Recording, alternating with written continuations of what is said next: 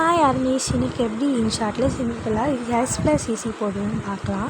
அதுக்கு உங்களுக்கு தேவையான கிளிப் செலக்ட் பண்ணிவிட்டு ஆட் எஃபெக்டில் எஃபெக்ட் போங்க. எஃபெக்டில் லாஸ்ட்டில் டிசார்ட்னு ஒரு ஆப்ஷன் இருக்கும். ஸோ டிசார்ட் வர வரைக்கும் பாருங்கள், லாஸ்ட்டாக இருக்கும் டிசார்ட் போனதுக்கப்புறம் அதில் ஸ்கேன் ஹெச்ன்னு இருக்கா, ஸ்கேன் ஹெச்சை கரெக்டாக அந்த ஃப்ரேம் ஃபுல்லாக ஆகிற வரைக்கும், ப்ளர் ஆகிற வரைக்கும் வச்சுட்டு அதுக்கப்புறம் வெளியில் வந்து அதை ஃபுல்லாக ஆக்கிக்கோங்க. கிளிப் எண்ட் வரைக்கும் அது வரணும். கிளிப் எண்ட் வரைக்கும் வந்ததுக்கப்புறம் நீங்கள் பேக்ரவுண்ட் கொடுக்கணும். பேக்ரவுண்ட் கொடுத்துட்டு அதில் இந்த பேக்ரவுண்டில் செகண்ட் ஆப்ஷன், தேர்ட் ஆப்ஷன் கொடுங்க. அதில் உங்களுக்கு எது ஓகேவோ பார்த்துக்கோங்க. அது கொடுத்துட்டு அதுக்கப்புறம் நீங்கள் வந்து ஆட் ஃப்ரீ இதில் வந்துட்டு இது இன்ஷாட் ப்ரோ கிடையாது. ஸோ நான் ஆட் பார்க்கணும். ஸோ அதை பார்த்துட்டு ரிமூவ் பண்ணிவிட்டு எக்ஸ்போர்ட் பண்ணிக்கோங்க. வீடியோ எக்ஸ்போர்ட் ஆகிறதுக்கு அப்புறமேட்டுக்கு நீங்கள் வீடியோ எக்ஸ்போர்ட் ஆகிற வரைக்கும் வெயிட் பண்ணுங்கள்.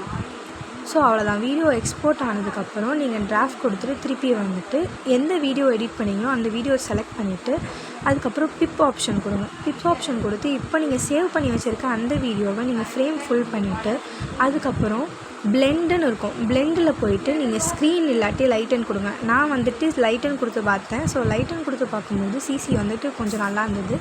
அதுக்கப்புறம் பிளெண்டில் போயிட்டு அதை கொஞ்சம் கம்மி பண்ணிவிட்டு பார்த்தேன். அதுக்கப்புறம் ஸ்க்ரீன் வச்சு பார்த்தேன். ஸ்க்ரீன் வச்சு பார்க்கும்போது எனக்கு வந்துட்டு உண்மைக்குமே சிசி ரொம்பவே பர்ஃபெக்டாக நான் நினச்ச அளவுக்கு சூப்பராக இருந்தது.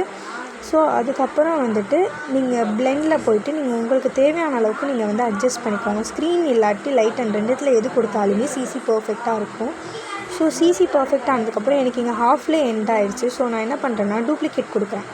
ஸோ நான் டூப்ளிகேட் கொடுக்கும்போது எனக்கு இது வந்து காப்பி ஆகிடுது. ஸோ நான் வந்துட்டு அதுக்கப்புறம் அதை வந்து நான் ஸ்ப்ளிட் கொடுத்து டெலீட் பண்ணிடுறேன்.